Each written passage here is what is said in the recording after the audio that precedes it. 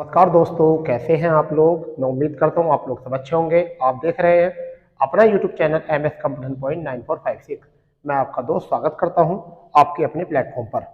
दोस्तों, आज जो सेशन है हमारा वो बहुत अहम सेशन होने वाला है, क्योंकि आज एक ऐसी क्लास हम आपको लेकर आए हैं कैसी मतलब कि जो निरंतर सीरीज चल रही है, आधुनिक इतिहास की जो निरंतर सीरीज चल रही है, उसी के आगे जो आज जो क्रम आया है वह एक ऐसी वीडियो का क्रम आया है जिसमें बहुत सारे बच्चों को जो होता है कुछ दिक्कतें आती हैं कि उनको वो सही तरीके से समझ नहीं आता। ठीक है, कि किस प्रथा किस व्यवस्था में क्या रोल रहा और क्या कारण रहे, और उस चीज को बच्चों को क्या होता है परीक्षा में बहुत नंबर कटवाने पड़ जाते हैं या वहाँ सस्पेंस की स्थिति पैदा हो जाती है और हमें वो याद नहीं रह पाता। उसका रीजन ये है कि हमको किसी भी कंडीशन या किसी भी घटना का क्रम नहीं पता होता। क्या नहीं पता होता? क्रम पता नहीं होता। इसका रीजन ये है कि हमको किसी भी घटना क्रम या किसी व्यवस्था या किसी भी पद्धति को लेकर हमें ना उसके लगने का कारण, ना उस व्यवस्था का कारण, और ना ही हमें उससे मुक्ति मिलना और निजात मिलना या उसका क्या प्रभाव पड़ा, कुछ हमको यहाँ से पता नहीं होता और केवल हम फैक्ट पर रखने की कोशिश में लग जाते हैं। ठीक है, उसी क्रम में आज का जो सेशन है वो क्या है, देखिए क्या हुआ जब मराठा साम्राज्य का पतन हो गया, मराठा साम्राज्य के राजनीतिक स्थिति का पतन हो गया, तो ब्रिटिश शासन के अंतर्गत भू राजस्व शासन व्यवस्था, यानी कि भारत के अधिकांश उपजाऊ क्षेत्र पर ब्रिटिश शासन ने अपना स्थायित्व जमा लिया था। और उसी के चलते जो है समय समय पर आर्थिक या भू राजस्व व्यवस्थाओं का काम करने लगे। भू राजस्व मतलब भूमि से राजस्व प्राप्त करने की व्यवस्था उन्होंने शुरू करनी यहाँ से जारी कर दी। इसी के क्रम में आपको कुछ पहला पढ़ोगे इजारेदारी प्रथा, जिसे हम फार्मिंग सिस्टम कहते हैं, जमींदारी व्यवस्था जिसे हम जमींदारी स्थायी इस्तेमारी प्रथा कहते हैं, या इसी को हम जो है माल गुजारी प्रथा भी कहते हैं। इसी को हम क्या कहते हैं? माल गुजारी व्यवस्था कहते हैं, यानी कि इजारेदारी प्रथा, इसी को हम जो कह सकते हैं यानी कि जमींदारी प्रथा, स्थायी प्रथा, इस्तेमारी प्रथा, या फिर माल गुजारी प्रथा भी कहते हैं। फिर रैयतवाड़ी व्यवस्था क्या है, इसके बारे में पढ़ेंगे। महालवाड़ी व्यवस्था क्या है, तीन गठिया पद्धति क्या थी, कृषि का वाणिज्यकरण क्या हुआ, और धन का बहिर्गमन सिद्धांत, ये इकोनॉमिक्स में भी इस टॉपिक को ऐड किया गया है। यानी कि जितने भी पीसीएस कैंडिडेट देखते हैं तो उनके लिए ये जीएस पेपर 2-3 में भी बहुत महत्वपूर्ण भूमिका निभाने वाला है। ठीक है, तो इनके बारे में क्या कि इजारेदारी प्रथा के समय पर वारेन हेस्टिंग गवर्नर थे। कौन थे? वारेन हेस्टिंग्स थे। ऐसी क्या स्थिति बनी कि वारेन हेस्टिंग्स ने इजारेदारी प्रथा शुरू करी या उसको फिर समाप्त किया। उसके बाद में जमींदारी प्रथा या माल गुजारी प्रथा, ठीक है, ये शुरू की गई। और ये किसने शुरू की? क्योंकि इनके बाद में कानवालिस आ जाते हैं और कानवालिस इसमें क्या सुधार करते हैं, ठीक है, क्या उतार चढ़ाव करते हैं जमींदारी प्रथा और क्या नई नई प्रथाओं को, क्योंकि जब पहली प्रथा में कुरीतियां पैदा हो जाती हैं तभी हम किसी नई प्रथा का प्रारंभ करते हैं। फिर रैयतवाड़ी व्यवस्था में ऐसा क्या हुआ, महलवाड़ी व्यवस्था में क्या हुआ, एक एक की बात जो है आज हम अपने सेशन में करने वाले हैं। ठीक है, तो शुरू करते हैं हम। सबसे पहले जो हमारा रहेगा वो क्या रहेगा? सबसे पहले जो हमारा रहेगा वो रहेगा रैयतवाड़ी प्रथा, फार्मिंग सिस्टम। देखिए पहली बात ये कि जो भी कैंडिडेट आप लेक्चर देखते हो ना, लगातार लेक्चर आ रहे हैं, ये तो पता ही है आपको। जो भी कैंडिडेट लेक्चर देखते हैं उसमें सबसे पहले आप एक नोटबुक और पेन लेकर जरूर बैठा करो, क्योंकि मुझे उम्मीद है कि आप लोगों को सब पता है। कुछ को नहीं पता, परंतु जिन लोगों को पता नहीं है और जिनको पता भी है, तो जिनको बिल्कुल नहीं पता किसी के बारे में, तो किसी चीज के बारे में, तो उनको तो बहुत कुछ सीखने को मिलेगा। और जिनको थोड़ा बहुत आता है या बहुत जानकारी नहीं है तो उनको भी कुछ ना कुछ नया सीखने को मिलेगा। ठीक है, तो देखिए ये इसकी जो शुरुआत की गई थी, अगर हम बात करें तो 1772 में इसकी शुरुआत की गई थी। 1772 में शुरुआत की गई थी और इस समय पर जो थे ये 5 वर्षीय क्या था, ये 5 वर्षीय प्रथा थी। क्या थी ये 5 वर्षीय यह प्रथा थी। ठीक है भाई। अब इस 5 वर्षीय प्रथा में होता क्या था, इसमें 5 वर्षीय प्रथा में ये होता था कि जितने भी जो भी कैंडिडेट नीलामी मतलब नीलामी करने के लिए जब नीलामी करते थे तो इसमें होता था नीलामी में सबसे अधिक बोली लगाने वाले को, यानी क्या, नीलामी में सबसे अधिक बोली लगाने वाले को जो है वो भू राजस्व को वसूलने का ठेका दिया जाता था। समझ गए नहीं, कैसी योजना थी, 5 वर्षीय योजना थी ये, और जो नीलामी में सबसे अधिक बोली लगाता था उसे अगले 5 वर्षों के लिए जो है क्या था, भू राजस्व मतलब भू राजस्व इकट्ठा करने की जो थी परमिशन दी जाती थी या ठेकेदारी दी जाती थी। समझ गए, क्या दी जाती थी, ठेकेदारी दी जाती थी। परंतु हुआ क्या कि ये 5 वर्षीय योजना जो है, यह 5 वर्षीय योजना जो है असफल हो गई। यह योजना क्या हो गई, असफल हो गई 5 वर्षीय योजना। और ये असफल हुई, और हुई कब, ठीक है, यहां पर क्या हुआ कि 5 वर्षीय योजना असफल हुई, और इस समय पर ही क्या हुआ कि इस समय पर 74 के बाद में क्या आता है, 84, सॉरी 74 आता है, 72 के बाद में क्या आएगा आपका 74, ठीक है, कितना आएगा 74। तो इसी समय पर 1774 में वारेन हेस्टिंग आ जाते हैं। वारेन हेस्टिंग कौन आ जाते हैं, वारेन हेस्टिंग गवर्नर बन जाते हैं, और ये बंगाल के पहले गवर्नर बनाए गए, यानी कहाँ के, बंगाल के पहले गवर्नर बनाए गए, पहले गवर्नर इनको बनाएगा बैठ। और इन्होंने यह काम करा, इस 5 वर्षीय योजना को 1776 में 5 वर्ष की योजना को क्या कर दिया, 1 वर्षीय योजना कर दिया, 1 वर्षीय योजना कर दिया। पहली बात तो ये इजारेदारी प्रथा होती क्या है, 5 वर्षों की प्रथा थी। इसमें क्या होता था, जो सबसे अधिक बोली लगाता था नीलामी में उसी को भू राजस्व वसूलने का ठेका मिल जाता था। और ये हुआ क्या, असफल हो गई। 1974 में ही वारेन हेस्टिंग आए, बंगाल के पहले गवर्नर जनरल बने, और 1776 में इन्होंने इस योजना को क्या कर दिया, 1 वर्षीय योजना कर दी, 1 वर्षीय योजना कर दिया, ठीक है। अब ये वारेन हेस्टिंग की हम उसकी बात कर रहे हैं, ये कौन वारेन हेस्टिंग की बात कर रहे हैं, थोड़ा सा मैं इसके बारे में बता दूं। ये वही वारेन हेस्टिंग है जो 1774 में तो आए और 1785 तक ये रहे। कब तक रहे भैया, 1785 तक ये बेटा रहे, 1785 तक रहे। ये वही हैं जो 1773 में बंगाल के गवर्नर जनरल बनाए गए थे, और इन्हें पुलिस शक्ति शासन, सॉरी क्या होता है, इनको पुलिस शक्ति शासन में ज्यादा विश्वास था नहीं, पुलिस शक्ति शासन में ज्यादा विश्वास था नहीं, इस वजह से केवल अपने दम पर काम करते थे, ठीक है। इन्हें मुस्लिम शिक्षा क्या कहते हैं, मुस्लिम शिक्षा सुधार पर भी इन्होंने योगदान दिया। और क्या योगदान दिया कि 1781 में, कितने पर, 1781 में कलकत्ता में, कहां पर, कलकत्ता में, बेटा ज्यादा बोर्ड पे लिखूंगा नहीं, केवल आपको साउंड पे रिएक्ट करना है। यानी कि 1881 में, 1781 में जो है कलकत्ता में इन्होंने पहला मुस्लिम मदरसा स्थापित किया, पहला मुस्लिम मदरसा इन्होंने स्थापित किया। कब किया, 1781 में। तो इसका मतलब क्या कि मुस्लिम शिक्षा को इन्होंने भी सुधार किया। तो एक तो थोड़ी सी बात याद रखना आप, विलियम जोन्स ने 1784 में, आपको याद होगा 1784 में विलियम्स जोन ने, कौन व्यक्ति था, विलियम्स जोन्स, ठीक है, एशियाटिक सोसाइटी की स्थापना की थी। किसकी करी थी, एशियाटिक सोसाइटी ऑफ बंगाली की स्थापना की थी, ठीक है, इन्हीं के समय में किया था। फिर एक व्यक्ति थे चार्ल्स बिलिंग्स एक व्यक्ति थे, बिलिंग्स एक व्यक्ति थे, इन्हीं के समय पर चार्ल्स बिलिंग्स एक व्यक्ति थे। उन्होंने क्या काम करा था, उन्होंने गीता और हितोपदेश, यानी कि एक तो गीता और एक किताब थी हितोपदेश का अंग्रेजी में अनुवाद किया था। क्या किया था, इंग्लिश में क्या करा था इन्होंने, अनुवाद किया था। क्या किया था भैया, इंग्लिश में इसका इन्होंने क्या करा था, अनुवाद किया था। अभिज्ञान शकुंतलम का भी इन्हीं के समय पर अनुवाद हुआ था, अभिज्ञान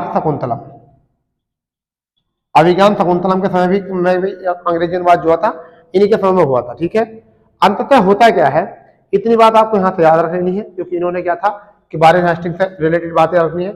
और इसी बीच में क्या आ जाते हैं, इसी बीच में जो आ जाते हैं, क्या आते हैं, कानवालिस आ जाते हैं। कानवालिस जो है, कानवालिस इस समय पर आ जाते हैं, और कानवालिस क्या करते हैं, इनके इस उतार चढ़ाव को देखते हुए एक नई व्यवस्था शुरू करते हैं। कौन आते हैं, कानवालिस आते हैं, इसी उतार चढ़ाव को देखते हुए जो है एक नई व्यवस्था शुरू करते हैं, ठीक है। और उस व्यवस्था का नाम वो क्या रखते हैं, चलिए अब हम उस दूसरी व्यवस्था के बारे में बात करते हैं। ये बात आपको व्यवस्था समझ में आ गई। और क्यों हुआ? क्योंकि जो वारेन हेस्टिंग थे उन्होंने जो है भू राजस्व में क्या करा, उतार चढ़ाव किया, और उसी से परेशान होकर जो है एक नई व्यवस्था शुरू की गई, जिस व्यवस्था को हम जानते हैं जमींदारी प्रथा, जिसे हम दूसरी व्यवस्था कहेंगे, क्या कहते हैं हम? जमींदारी प्रथा, स्थायी या इस्तमरारी, या इसी को हम कहते हैं मालगुजारी। क्या कहते हैं? मालगुजारी प्रथा। अब ऐसा होता कि हम इसके बहुत सारे नाम पढ़ बैठते हैं कि जमींदारी प्रथा, स्थायी प्रथा, इस्तमरारी प्रथा, मालगुजारी प्रथा, मगर है सब एक ही। समझ गए? अब ये क्या होता है कि ऐसा होता है, ये 1700 ऐसा मान लीजिए 1790 में, क्या बात है, इसकी पहली बात है कि इसकी शुरुआत जो की गई 1790 में की गई, और ये 10 वर्षीय प्रथा थी। क्या थी ये? 10 वर्षीय प्रथा थी। अभी जब 10 वर्षीय प्रथा थी तो ऐसी क्या प्रथा थी इसमें क्या प्रथा थी? इसको सबसे पहले बात यह है, तो भूमि का स्वामी व लगान वसूली का अधिकारी जमींदार होता था। इन्होंने क्या कहा कि अगले 10 वर्षों तक जो होगा भूमि का स्वामी और लगान वसूली किसके द्वारा की जाएगी? जमींदार द्वारा की जाएगी। यानी कौन अधिकारी बना दिया? इन्होंने जमींदार को अधिकारी बना दिया। 1790 में 10 वर्षीय प्रथा थी, भूमि का स्वामी और लगान वसूली की जो व्यवस्था दी गई किसे दी गई? जमींदार को दी गई। ठीक है, जमींदार को दी गई, और इसी वजह से इसी को क्या कहते हैं? इसे ही मालगुजारी कहा गया। क्या कहा गया? इसी व्यवस्था को क्या कहा? मालगुजारी प्रथा कहा गया।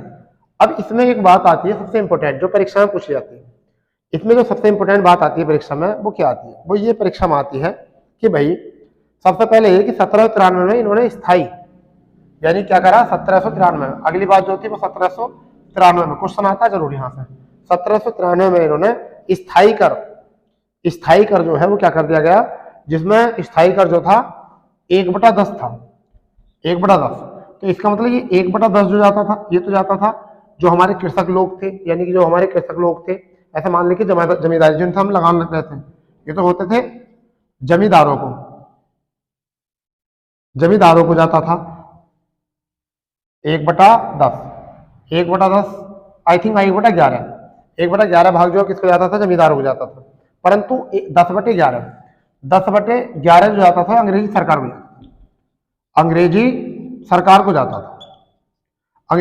को जाता था। और ये नेक्स्ट अगर हम इसमें थोड़ी सी बात करें तो एक ये था कि इन्होंने भारत के 19% भूभाग पर ये लागू थी। ये जो प्रथा थी लागू, वो क्या थी?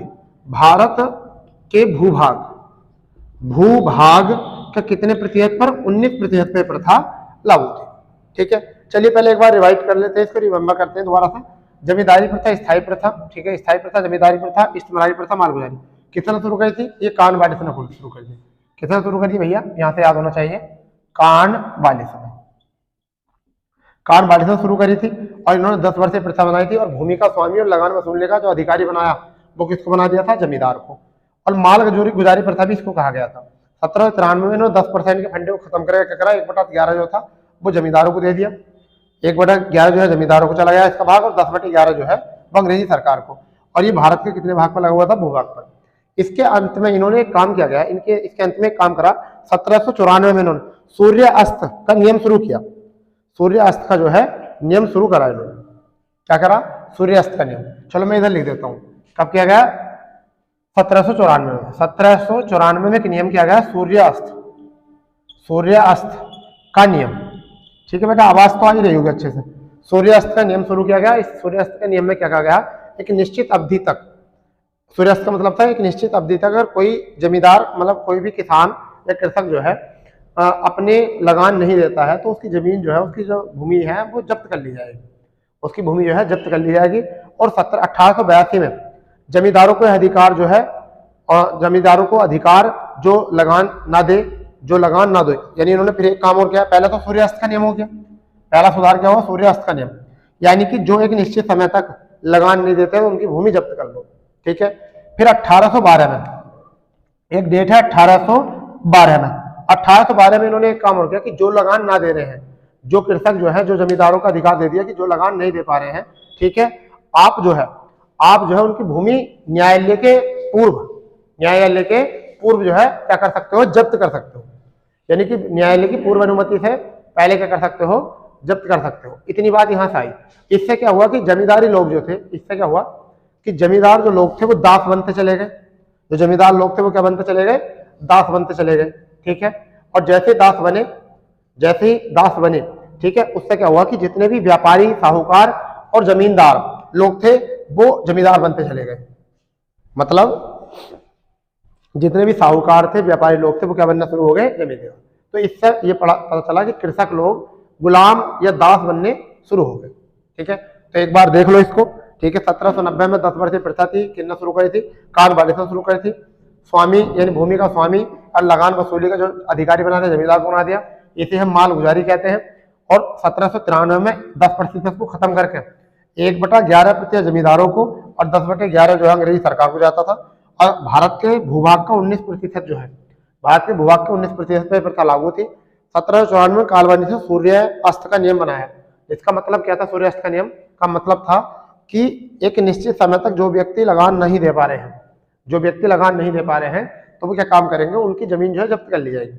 फिर उसी को और आगे बढ़ाते हुए 1812 में एक प्रथा शुरू की गई कि अगर कोई भी लगान नहीं दे पाता है तो जमींदारों की सख्ती रहती, कोई लगान नहीं दे पा रहा है तो बिना न्यायालय की अनुमति के, न्यायालय में नहीं जाना, उसकी अनुमति के बिना क्या है, उसकी जमीन को जब्त कर लो। और जब इतना हुआ तो क्या हुआ कि कृषक लोग जो है दास बनने शुरू हो गए और साहूकार, व्यापारी और जमींदार लोग जो थे वो जमींदार बनने शुरू हो गए और बड़े बड़े। ठीक है, अब ये किस समय की बात है, कार्नवालिस की। थोड़ा सा कार्नवालिस के बारे में देख लेते हैं इसी में, क्योंकि कार्नवालिस ने शुरू करी थे तो हमें पता होना चाहिए कि कार्नवालिस किसकी बात कर रहे हैं। तो कार्नवालिस के बारे में थोड़ा पता चाहिए, क्योंकि परीक्षा में क्वेश्चन कार्नवालिस से भी आता है। परीक्षा में जो क्वेश्चन आता है वो कार्नवालिस से भी आता है। यानी कि ये सबसे पहले इंपोर्टेंट क्वेश्चन जो है वो क्या है कि भारत में नागरिक सेवा का जनक माना जाता है कार्नवालिस। पहला क्वेश्चन क्या है कि भारत में नागरिक सेवा का जनक जो माना जाता है किसे माना, कार्नवालिस को। ठीक है, दूसरी बात यह कि भारत में पुलिस प्रशासन, भारत में पुलिस व्यवस्था का जनक भी नहीं माना है। यानी कि भारत में पुलिस व्यवस्था का जनक भी नहीं माना जाता है, इन्हीं को माना जाता है। एक इंपॉर्टेंट बात जो है ना मैं और आपको बता दूं, ज्यादा बड़ी तो ज्यादा नहीं खींच रहे इसको। ठीक है, इनकी एक इंपॉर्टेंट मैं बता देता हूं कि इनकी जो समाधि है ना वो गाजीपुर में, इनकी जो समाधि है वो कहां पर है, ये गाजीपुर में इनकी समाधि है। समझ गए नहीं, एकमात्र गवर्नर जो है वो है जिनकी समाधि जो है भारत में है। कहां पर है, गाजीपुर में। ये क्वेश्चन बहुत आता है, निम्न से कौन सा गवर्नर जनरल है जिसकी जो समाधि जो है वो कहां पर है, गाजीपुर में। ठीक है, इसको नोट करो एक बार। ठीक है भाई, तो हमको ये पता होना चाहिए, हमको जो है पता होना चाहिए कि क्या है ऐसी कंडीशन। ठीक है भाई, क्या ऐसी कंडीशन है इसकी। ठीक है, बताइए, कोई दिक्कत होनी तो नहीं चाहिए। ठीक है, इसके बाद में क्या हुआ, जब साहूकार, जमींदार यानी कि व्यापारी और साहूकार लोग जो है वो जमींदार बनते चले गए, कृषक जो है वो गरीब हो गए, तो इसमें फिर एक प्रथा शुरू की गई। अब जो है कि तीसरी प्रथा जो शुरू हुई वह क्या हुई, जो तीसरी प्रथा शुरू हुई वो क्या हुई, रैयतवाड़ी व्यवस्था हुई। रैयतवाड़ी व्यवस्था शुरू हुई। क्या हुई तीसरी, रैयतवाड़ी व्यवस्था। अब जो हम पढ़ेंगे वो पढ़ेंगे रैयतवाड़ी व्यवस्था के बारे में, क्या थी, कैसा था, कि क्या था सब। तो क्या था यहां पर, इसमें जितने भी मतलब प्रत्येक पंजीकृत भूमि, यानी कि प्रत्येक पंजीकृत भूमि, ठीक है, प्रत्येक पंजीकृत भूमि जो होती है, ठीक है, भूमि का स्वामी जो है वह क्या है, भूमि का स्वामी जो है, ठीक है, बना दिया गया। यानी कि उसे क्या बना दिया गया, कृषक को स्वामी बना दिया गया। क्या बना दिया गया, कृषक को स्वामी बना दिया गया। जिसकी पंजीकृत है उसी को बना दिया कृषक का स्वामी। और लगान जमा करने का दायित्व जो है, यानी कि लगान जमा करने का, लगान जमा अभी क्या था, अभी जमींदारों का था, और अब क्या है, लगान जमा करने का दायित्व जो है वो किसे दे दिया, किसान को दे दिया। किससे दे दिया, किसान को। क्यों, क्योंकि अगर बीच में लोग रहते थे तो वो क्या बन गए थे, बिचौलिया हो गए थे, और वही बड़े धनाढ्य होते चले जा रहे थे। देखिए, इससे पहले जो हमने पढ़ा था वो पढ़ा था फार्मिंग सिस्टम। फार्मिंग सिस्टम में जो था लगान वो वसूलता था जो ठेका लेता था, जो सबसे ज्यादा वसूल लेता था वो ठेका लेता था। ठेकेदार खत्म, उसके बाद में जमींदार को प्रथा दी गई, जमींदारी प्रथा में इसके बाद में रैयतवाड़ी में क्या हुआ कि जमींदार जब बड़े हो गए, जमींदार जब बहुत बड़े हो गए और भूमि उन्होंने इकट्ठी कर ली और बहुत बहुत उन पर जबरदस्ती कर थोप कर वो जमीन नहीं दे पाते थे, कर नहीं दे पाते थे, उनकी जमीनों को हड़प लिया जाता था। ठीक है, साहूकार व्यापारी लोग जमींदार बन गए, तो फिर एक रैयतवाड़ी व्यवस्था है, उसमें क्या है, प्रत्येक पंजीकृत भूमि जिसकी है इसके नाम से उसी को स्वामी बना दिया गया। ठीक है, और लगान जमा करने का दायित्व जो है किसको दे दिया, किसान को दे दिया। किसको दे दिया, किसान को दे दिया। और प्रत्यक्ष रूप से जो है रैयत का मतलब क्या होता, प्रत्यक्ष रूप से, प्रत्यक्ष रूप से आम जनता, आम जनता, आम जनता अपनी संपत्ति की मालिक, अपनी संपत्ति की मालिक, यानी कि लगान जो देगी प्रत्यक्ष रूप में आम जनता देगी सीधे, बिचौलियों का खत्म। अब इनका उद्देश्य क्या था इस प्रथा का, इस प्रथा का उद्देश्य ये था कि बिचौलियों का समापन, जो बिचौलिया लोग थे बीच में जो लगान लेते थे उनका समाप्त करना हो गया इसका उद्देश्य। ठीक है, बिचौलिया का दमन, बिचौलिया का दमन करना हो गया इसको। ठीक है, अब बात आती है इतनी बात कि हमने रैयतवाड़ी व्यवस्था समझ ली है। रैयतवाड़ी व्यवस्था क्या होती थी, व्यक्तिगत पंजीकृत भूमि का स्वामी जो होगा वही होगा, लगान जमा करने का दायित्व होगा किसान के पास होगा, प्रत्यक्ष रूप से आम जनता उसकी मालिक होगी। उद्देश्य जो क्या था कि बिचौलियों का दमन करना। अब बात आती है कि इसका जन्मदाता किसे कहा जाता, इसका जन्मदाता किसे कहा जाता। अब यहां से बात आती है, प्रश्न जो उठता है किसे कहा जाता है, तो टॉमस मुनरो और कैप्टन रीड को इसका माना जाता। एक क्या है, टॉमस मुनरो, टॉमस मुनरो और कैप्टन रीड, टॉमस मुनरो और कैप्टन रीड को जो है इसका क्या माना जाता है, जन्मदाता माना जाता है। ठीक है भैया, कैप्टन रीड और टॉमस मुनरो, तो एक तो हो गया टॉमस मुनरो, एक आपका कैप्टन रीड। कैप्टन रीड को जो है और टॉमस मुनरो को जो है इसका जन्मदाता माना जाता है। ठीक है, अब इन्होंने जगह जगह पर शुरू मतलब अपने अपनी समय अवधि के अनुसार जो है इन्होंने ये शुरू करी। जैसे कि मैं आपको बताऊं, मैं आपको बता के चलूं कि 1792 में कर्नल रीड ने एक बरहा महल जिला था वहां पर सबसे पहले शुरू की थी। कहां पर शुरू की, 1792 में, थोड़ा इंक डाल लेते हैं फिर लिखते हैं। 1792 में कहां पर गई थी, कर्नल रीड ने करी थी 1792 में, कर्नल रीड ने। तो 1792 में कर्नल रीड ने एक जगह थी बरहा महल जिला था, वहां पर इन्होंने शुरू करी थी। ठीक है, 92 में। इसके बाद में 1820 में मद्रास में मुनरो ने करी थी। 1820 में मद्रास में ये प्रथा किसने करी थी, मुनरो ने इसकी शुरुआत की थी, मुनरो ने इसकी शुरुआत की थी। ये भी दो डेटा याद रखना। ठीक है, परंतु 1825 में क्या हुआ कि 1825 में बंबई में शुरू होगी, बंबई में शुरू होगी। तो आपको पता चलेगा किन किन क्षेत्रों में शुरू हुई थी, बंबई में शुरू होगी। और फिर 1858 में क्या हुई, दक्कन में। 1858 में कहां पर हुई, 1858 में कहां पर हुई, दक्कन क्षेत्र, दक्कन क्षेत्र में ये शुरू हो गई थी 1858 में। अंततः हुआ क्या, अंततः हुआ क्या, 30 वर्षों के लिए लागू था। ये कितने वर्षों के लिए लागू थी, यहां लिख लेंगे 30 वर्षों, 30 वर्षों के लिए लागू की गई थी, लागू की गई थी। ठीक है, क्या इतने समय तक चल पाई, नहीं चल पाई, क्योंकि ये तो शुरू में घोषणा कर देते थे। ठीक है, ये घोषणा कर देते थे, समझ गए नहीं। परंतु इसके समय एक बात मैं बता देता हूँ, इनके समय जो थे ये कब का जमाना है, कब के समय पर, इस टाइम पर क्या हो गए थे, एक आगे थे, आपका नाम है लॉर्ड हेस्टिंग्स, वारेन हेस्टिंग्स नहीं। इस टाइम पर, जिस समय 1825 की बात है, 1825 में कौन आ गए थे, वो आ गए थे लॉर्ड हेस्टिंग, हेस्टिंग आ गए थे, लॉर्ड हेस्टिंग। याद करो लॉर्ड हेस्टिंग, मराठा युद्ध में बताया था, पिंडारियों को दमन करना इन्होंने बताया था, और पेशवा पद, यानी कि पिंडारियों का दमन और पेशवा पद इन्होंने समाप्त किया था। पेशवा पद भी समाप्त कर दिया था लॉर्ड हेस्टिंग ने, और लॉर्ड हेस्टिंग ने पेशवा पद भी समाप्त कर दिया था, और पिंडारियों का दमन भी किया था, समझ गए नहीं। तो ये वही लॉर्ड हेस्टिंग, वारेन हेस्टिंग नहीं, लॉर्ड हेस्टिंग। ठीक है, 1825 के सीजन में। और यहाँ पर इन्होंने 1825 में एक एक्ट किया था, टेनेसी एक्ट शुरू। तो ये भी क्वेश्चन आप नोट डाउन करते रहना अपनी कॉपी में, क्योंकि ये इनसे जुड़े हुए भी क्वेश्चन हो सकते हैं, अलग से भी जो ऑब्जेक्टिव नहीं बचने वाला आपका। क्या नहीं बचने वाला, ऑब्जेक्टिव नहीं बचने वाला। अंततः इतना हुआ कि भाई कर वसूलना किसको दे दिया, जमींदार को दे दिया, लगान वसूलना शुरू किया। तो अगली व्यवस्था जो आती है वो आती है आपकी मालगुजारी व्यवस्था। कौन सी आती है, मालगुजारी व्यवस्था। तो अब जो हम बात करने वाले हैं वो करने वाले हैं मालगुजारी व्यवस्था पर। तो आप लोगों को मुझे उम्मीद है कि बहुत बढ़िया समझ में आ रहे होंगे, क्योंकि आज तक वह समझ में आते नहीं कुछ लोगों की। क्यों नहीं आते, क्योंकि वो इनमें क्रम नहीं बताते इनका, केवल बस थोड़ा थोड़ा बताया और काम खत्म। तो अब जो हमारा सिस्टम है वो कौन सा है, मालगुजारी व्यवस्था। महालगुजारी, सॉरी मालगुजारी तो हो गया था आपका मालवाड़ी। कौन सा हो जाएगा? मालवाड़ी, मालवाड़ी व्यवस्था, क्योंकि माल जो बोलते थे ग्राम को बोलते थे, तो मालवाड़ी व्यवस्था, मालवाड़ी व्यवस्था। तो मालवाड़ी ऐसे भी लिखा जाता है, मालवाड़ी व्यवस्था, ठीक है, मालवाड़ी व्यवस्था। अब महाल का मतलब क्या होता था? गांव। मालवाड़ी व्यवस्था का मतलब, महाल का मतलब क्या होता था? यहाँ पर गांव होता था। चलिए इसको थोड़ा समझते हैं क्या है मालवाड़ी व्यवस्था का मतलब। महाल का मतलब होता है गांव, ठीक है। अब क्या हो गया कि गांव के मुखिया और सरकार के बीच में समझौता, यानी ये किसका, इसका मतलब क्या होता है? महाल का। महाल का तात्पर्य होता है गांव से।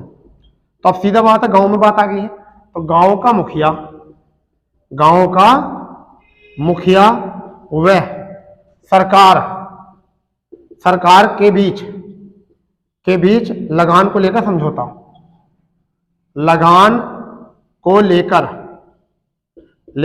समझौता हो गया। क्या हो गया? लगान को लेकर समझौता हो गया, ठीक है, ये था। इसके जनक जो माने जाते हैं, वो माने जाते हैं हार्ट मैकेंजी। इनके जनक भी लिख सकते हो आप यहां से। जनक कौन है? Heart McKenzie. हार्ट मैकेंजी को इनका जनक माना जाता है। या ऐसा मान के चलिए कि 1819 में इसकी प्रतिवेदन किया गया था। इसकी प्रतिवेदना कब की गई थी? प्रतिवेदना 1819 में की गई थी, जबकि लागू इस टाइम पर नहीं हुआ था। जबकि लागू जो हुआ था ये 1827 में कानून रूप से पारित हो गया था। यानी कब हो गया था कानून रूप से पारित? अगर हम बात करें लागू, तो ये लागू जो हो गया था कानून रूप से कब हुआ था? 1827 में, ठीक। अब बात आती है कितने क्षेत्र में था। अब आती है यहाँ पर सबसे ज्यादा कितने क्षेत्र में था, तो ब्रिटिश भारत के 30% क्षेत्र में थे। ये ब्रिटिश भारत के 30% क्षेत्र पर, 30% भूमि पर यह था लागू। अब वो 30% कौन कौन सा आता था? जैसा कि आपका मध्य प्रांत, यूपी, पंजाब। कौन सा आता था? मध्य प्रांत, यूपी और पंजाब में आता था। कहाँ आता था? ये पंजाब में आता था, यूपी में आता था, और मध्य प्रांत में वाला क्षेत्र आता था। तो मालवाड़ी व्यवस्था आप समझ में आ गई होगी। मालवाड़ी का मतलब होता है, मालवाड़ी से माल का मतलब होता है गांव, और गांव के मुखिया में सरकार के बीच में जो होता लगान को लेकर समझौता हो गया। और जनक जो थे वो हार्ट मैकेंजी थे। प्रतिवेदन इसके 1819 में किया गया था, लागू 1827 में हो गया था। ब्रिटिश भारत के 30% भाग पर जो है ये लागू हुआ था, ठीक है। इसके बाद जो है ऐसा हुआ कि कुछ अन्य भी कुरीतियां शुरू हुई। लगान के रूप में कुछ अन्य कुरीतियां भी शुरू हुई, वो छोटी छोटी कुरीतियां थी, ठीक है। जो छोटी छोटी कुरीतियां थी वो भी यहाँ पर शुरू हुई। अब वो कुरीतियां क्या थी उनको देख लेंगे, ठीक है। इसमें छोटी छोटी व्यवस्था भी देखने को मिली। इसमें छोटी छोटी व्यवस्था जो है वो देखने को मिली, जैसे कि एक 3 गठिया पद्धति थी। क्या थी? एक 3 गठिया पद्धति थी, ठीक है। कौन सी पद्धति थी? एक 3 गठिया पद्धति थी। समझ गए नहीं? 3 गठिया पद्धति, 3 गठिया पद्धति। तो ये जब आप गांधी युग पढ़ोगे तो जब भी पढ़ोगे, परंतु यहां पर आप इसको पढ़ लो इस टाइम। अभी कहां पर शुरू हुआ था थोड़ा सा बता देता हूं इसमें। ये शुरू हुआ था बिहार में। ये कहां पर शुरू हुआ था? ये बिहार में शुरू हुआ था, ठीक है। अब बिहार में भी कहां पर? चंपारण में, ठीक है भैया। चंपारण में हुआ था 3 गठिया पद्धति। क्या था ये? 3/20 भूमि पर, 3/20 भाग पर क्या था? नील। क्या मतलब? नील की खेती करना अनिवार्य था। यानी किसकी? नील की खेती करना क्या था? करना अनिवार्य कर दिया था, अनिवार्य, ठीक है। तो एक बात ये भी आपको थोड़ी याद रखनी। एक ये छोटी सी प्रथा थी, एक थी ददनी प्रथा। एक कौन सी प्रथा थी? ददनी प्रथा। इन प्रथा को याद रखना, ददनी प्रथा, क्यों सब लोगों को पता नहीं होती इन प्रथाओं के बारे में। ददनी प्रथा क्या थी? ब्रिटिश व्यापारी भारतीय उत्पादकों, कारीगरों एवं शिल्पकारों के साथ एक वसूली की रकम पेशगी लेकर उन्होंने करारनामा लिखते थे उनसे। क्या करते थे? करारनामा। यानी कि इसमें क्या होता था कि जो ब्रिटिश व्यापारी होते थे, ब्रिटिश व्यापारी जो थे, भारत के जितने भी शिल्प कारीगर, यानी क्या? भारत के शिल्पकार कारीगर, ठीक है, जितने भी होते थे, शिल्पकार होते थे, कारीगर होते थे, ठीक है, शिल्पकार होते थे, कारीगर होते थे, उन्हें मामूली रकम देकर रकम देकर, जिसे हम पेशगी कहते हैं, पेशगी कहते हैं, उनसे करारनामा लिखवा ले करते थे, करारनामा उनसे लिखवा देते थे, और जो बाजार भाव से कम दाम में उनसे वो माल खरीद लेते थे, उसे हम कह देते थे तदनी प्रथा। बाजार भाव से भी कम माल में जो है वो भूमि मतलब उनका कच्चा माल जो है खरीद ले करते थे। ठीक है, तो ये थी व्यवस्था। अब यहाँ पर एक व्यवस्था आती है दुबला हाली प्रथा। कौन सी आती है? दुबला हाली प्रथा। ये भी आपको पता होनी चाहिए, ये भी एक बार बीपीएससी के एग्जाम में पूछी गई है। दुबला हाली व्यवस्था कौन सी? दुबला हाली व्यवस्था। दुबला हाली व्यवस्था, ये भी परीक्षा में आपकी पूछ ली है। दुबला हाली व्यवस्था क्या होती है? ठीक है, दुबला हाली व्यवस्था में क्या होता है कि भारत के पश्चिम क्षेत्र सूरत में दुबला तथा हाली कहलाने वाले भूदास, ठीक है, दो मालिक थे। कौन थे? जो भूदास थे, अपने मालिक अपनी संपत्ति को ही स्वयं का संरक्षक मानते थे। दुबला तथा हाली कहलाने वाले, समझ गए नहीं क्या?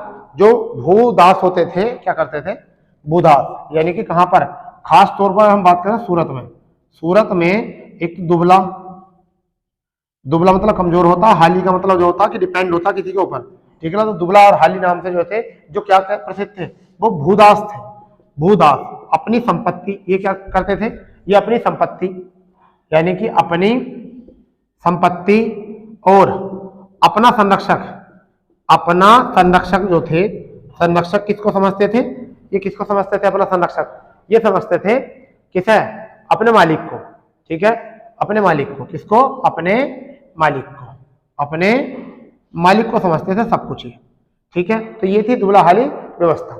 इसे नोट करो, ठीक है, जल्दी से, इसे जल्दी से नोट करो भाई, जल्दी नोट करो, ठीक है, बहुत जल्दी से नोट करो, ठीक है।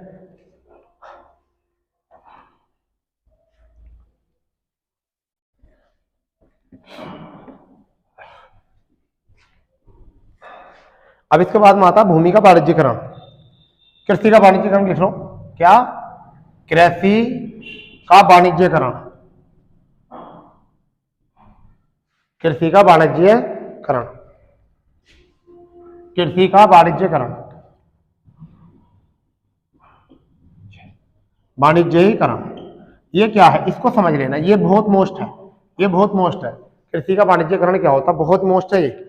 तो खाद्यान्न फसलों के स्थान पर, इसका मतलब क्या था कि यहाँ पर जो खाद्यान्न फसलें थी, समझ लीजिए क्या होता है, खाद्यान्न फसलों के स्थान पर जो व्यापारिक किसान बाजार फसलें थी, बाजारी फसलें थी, बाजारी फसलें थी, उनको उगाना, उनको उगाना। ऐसा क्यों हुआ था? उनको ये हुआ था कि जितना भी हमारा क्या था कि ऐसा मान के चलिए कि इंग्लैंड में जो है औद्योगिक क्रांति जो है शुरू हो गई थी। इंग्लैंड में जो है औद्योगिक क्रांति का समय आने वाला था, और इन्होंने क्या करा यहाँ पर कि खाद्यान्न फसलों के स्थान पर जो है, जो हमारी बाजारी फसलें थी, उनको अधिक दायित्व दिया उगाने के लिए। जैसे बाजारी फसलें कौन कौन सी होती है? जैसे कि आपका कपास हो गया, तंबाकू हो गया, ठीक है। तो मैं यहाँ लिख सकता हूँ जिससे कि आपको पता चल जाए, क्या?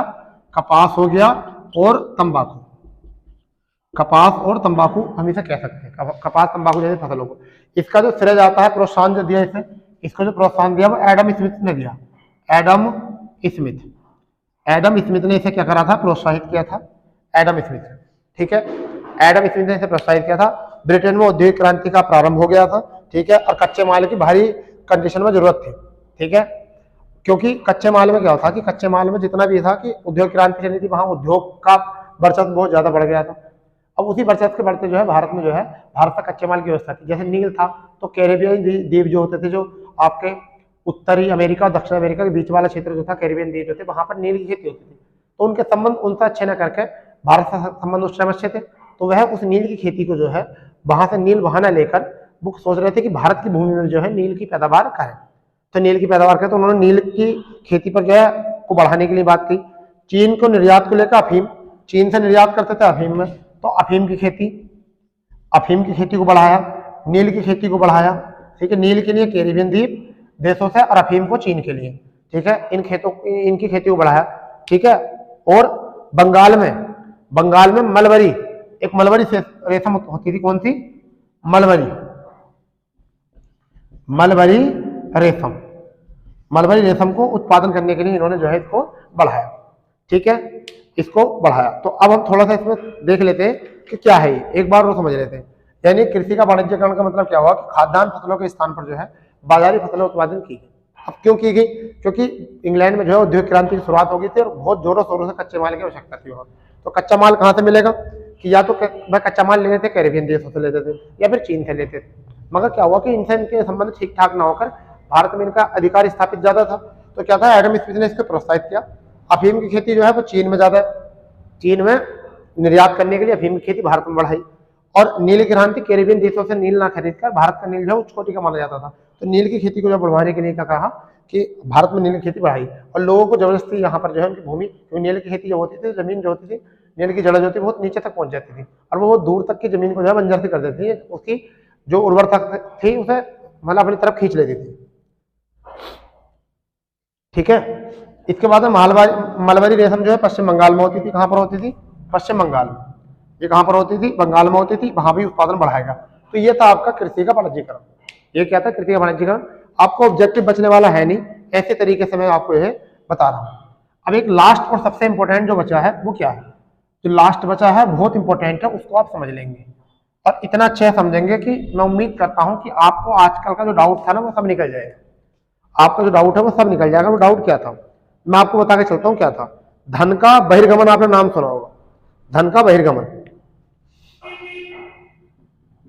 धन का बहिर्गमन आपने नाम सुना होगा। धन का बहिर्गमन, सबसे पहले इसका तात्पर्य समझ लेते क्या होता। तो उन समस्त भुगतानों से है जिसका इसका तहत कि भारत की संपत्ति और संसाधनों का एक भाग जो है भारत भेजा जाता था। कहां भेजा जाता था? भारत। यानी कि भारत की संपत्ति और संसाधनों का एक भाग भारत भेजा जाता था। यानी कि कहां भेजा जाता था? भारत से, यानी कि जो भारत था बेटी उसमें रह जाता था और सब कहां चला जाता था? इंग्लैंड में चला जाता था। इस तरह मतलब इस तरफ जो ध्यान आकर्षित किया, मतलब क्या था मैं आपको बता के चल रहा हूं कि उन समस्त भुगतानों से है, यानी भारत के उन समस्त भुगतानों से है जिसका एक भाग जो है भारत में रह जाता था। एक भाग कहां रह जाता था? भारत में रह जाता, और सब कहां चले जाते थे? सब इंग्लैंड चला जाता था। अब इसके तरफ जो ध्यान दिया गया, इसके तरफ ध्यान जो आकर्षित किया वो किसने करा? दादा भाई नौरोजी ने किया कि भाई देश जो है वो पिछड़ता चला जा रहा है। दादा भाई नौरोजी ने किसमें कहा? एक पुस्तक में the poverty and un British rule in India, इनकी एक पुस्तक थी द पॉवर्टी, कौन सी पुस्तक थी? The poverty and un British rule in India. तो इस पुस्तक में जो है इन्होंने इसके बारे में कहा, इस धन के बहिर्गमन सिद्धांत को अपने तरफ आकर्षित किया इस पुस्तक में। और इन्होंने 1967 में लंदन में क्या करा? 1867 में लंदन में एक सभा हुई। लंदन में 1867 में लंदन में ईस्ट इंडिया एसोसिएशन की बैठक में अपना लेख, इनका लेख था इंग्लैंड डेप्ट टू इंडिया। क्या था लेख? इंग्लैंड डेप्ट टू इंडिया। इन्होंने अपना लेख जो है प्रस्तुत किया। कहां पर? लंदन में अपना लेख प्रस्तुत किया। और पुस्तक कौन सी? द पॉवर्टी यानी un British rule in India. ठीक है, और इसका क्या मतलब था कि 1/4 भाग तो बाहर, भारत से बाहर।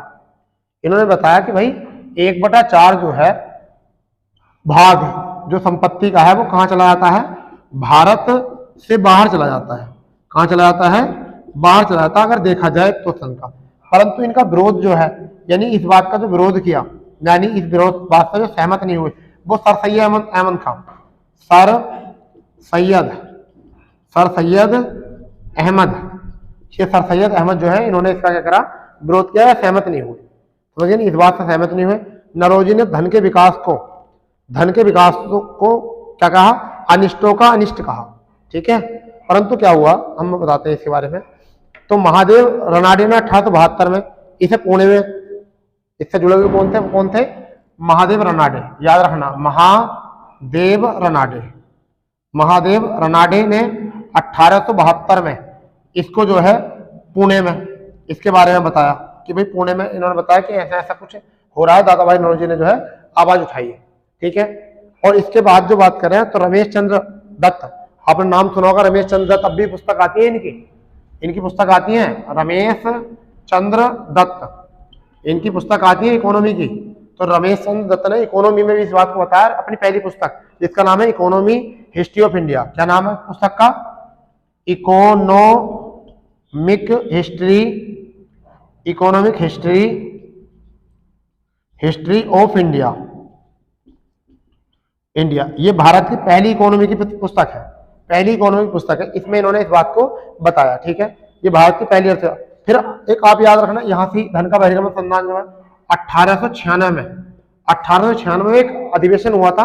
और कहां पर हुआ था जल्दी बताओ? कलकत्ता में, कलकत्ता में अधिवेशन हुआ था। कहां पर हुआ था? कलकत्ता में। और इसे कांग्रेस के सामने भी प्रस्तुत किया गया 1896 में, 1896 में कांग्रेस के सामने प्रस्तुत किया। और 1901 में जो है इसमें बजट में भी, इसे जो है बजट में भी, ठीक है, इसके बारे में बात किया गया, ठीक है। धन के बहिर्गमन सिद्धांत का प्रमुख जो बताया वो किसने बताया? गोपाल कृष्ण गोखले ने। तो इससे जुड़े हुए जो है गोपाल कृष्ण गोखले ने। अब जरा एक बार इसको रिवाइज कर लेते क्या है, ठीक है। धन का बहिर्गमन संबंध का मतलब है कि एक धन के एक भाग, एक निश्चित भाग जो था भारत से बाहर जा रहा था और जो है भारत में रह जाता था। तो उस चीज पर ध्यान आकर्षित करने का जो दायित्व दिया वो किसने दिया? दादा भाई नौरोजी ने। और the poverty and un-British in rural India में अपनी पुस्तक में छापा। और 1867 में लंदन में अपने लेख में इंग्लैंड टू डेप्ट टू इंडिया में इस चीज का जिक्र इन्होंने करा।